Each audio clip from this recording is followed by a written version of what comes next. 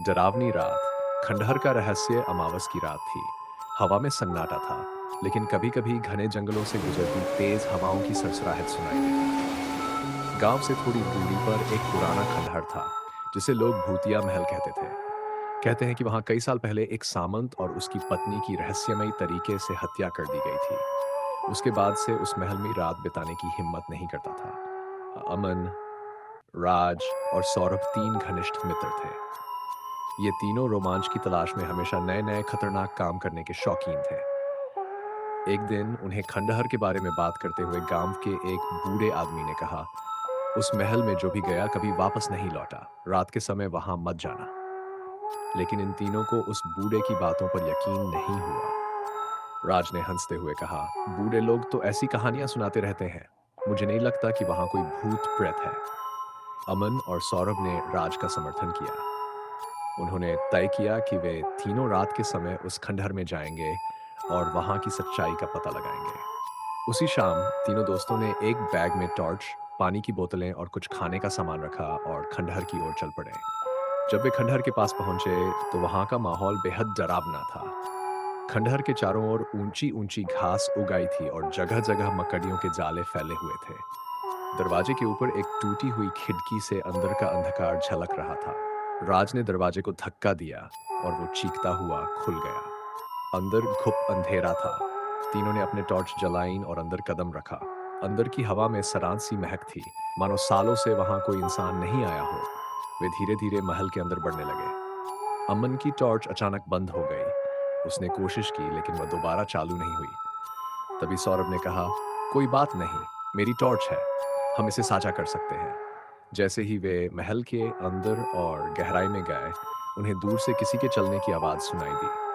राज ने कहा, यह सिर्फ हमारे दिमाग का खेल है, यहाँ कोई नहीं है। लेकिन तभी एक भारी दरवाजा अपने आप बंद हो गया। तीनों डर के मारे जम गए। सौरभ ने धीरे से कहा, क्या तुमने ये सुना? अमन और राज ने सिर हिलाया। उनके चेहरों पर डर साफ झलक रहा था। अचानक से उन्हें किसी के हंसने की हल्की आवाज सुनाई दी। ये आवाज किसी औरत की थी और वह बहुत ही भयावह थी। आवाज महल की दीवारों से टकराकर गूंज रही थी। यहाँ से निकल चलते हैं, अमन ने घबराते हुए कहा। लेकिन जैसे ही वे बाहर की ओर भागने लगे, उन्होंने देखा कि दरवाजे अपने आप बंद हो गए थे। अब वे महल के अंदर कैद हो गए थे। अचानक एक छाया उनकी ओर बढ़ती हुई दिखाई दी। वह छाया धीरे धीरे आकार ले रही थी। जैसे ही टॉर्च की रोशनी उस पर पड़ी, उन्होंने देखा कि वह एक औरत थी। उसका चेहरा विकृत था, आंखें गड्ढों में धंसी हुई और उसके होंठों पर एक भयानक मुस्कान थी। उसकी साड़ी पुरानी और फटी हुई थी और उसके बाल उलझे हुए थे। वह उनके बिल्कुल सामने खड़ी थी, लेकिन हवा में तैरती हुई लग रही थी। राज ने जोर से चिल्लाया, भागो! और तीनों दरवाजे की ओर दौड़ पड़े।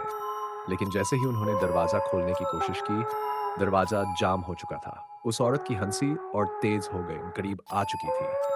सौरभ ने घबराकर टॉर्च उसकी ओर फेंक दी, लेकिन वह औरत उसे चीरते हुए उनके और पास आ गई। अमन ने हिम्मत जुटाकर कहा, हम यहाँ से नहीं निकल सकते, हमें कुछ और सोचना होगा। राज ने कहा, शायद हमें उसकी मौत की वजह जाननी होगी, तभी वह हमें छोड़ सकती है। सौरभ ने कहा, लेकिन हमें ये कैसे पता चलेगा? तभी महल की दीवार पर खून से लिखी एक इबारत दिखाई दी। उसमें लिखा था, सच्चाई ढूंढो, वरना मौत तुम्हारी आखिरी साथी होगी। तीनों के रोंगटे खड़े हो गए। उन्होंने फौरन महल के कोनों में तलाश करना शुरू किया। एक पुराने कमरे में उन्हें एक पुराना लकड़ी का संदूक मिला। संदूक में एक किताब थी, जिसमें महल की कहानी लिखी हुई थी। उसमें बताया गया था कि सामंत ने अपनी पत्नी को किसी और के साथ संबंध होने के शक में जिंदा जला दिया था।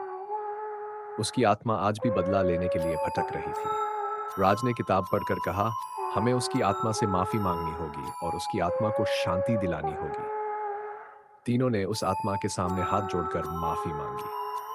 अमन ने कहा, हम नहीं जानते थे कि तुम्हारे साथ क्या हुआ है, हमें माफ कर दो। उस औरत की आंखों में अचानक एक अजीब सी चमक आई और फिर वह धुएं में तब्दील होकर गायब हो गई। महल का दरवाजा अपने आप खुल गया। तीनों तेजी से बाहर निकले। उनकी सांसें फूली हुई थी।